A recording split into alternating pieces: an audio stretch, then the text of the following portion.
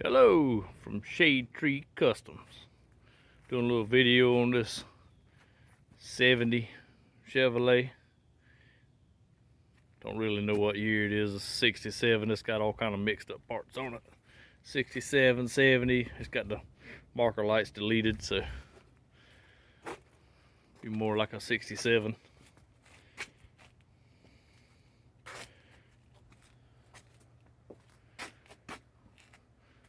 Deleted the AC unit stuff. Putting it back together for a customer.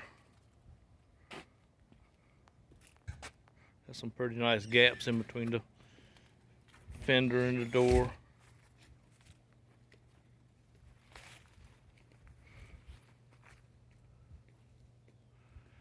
That's next. All right.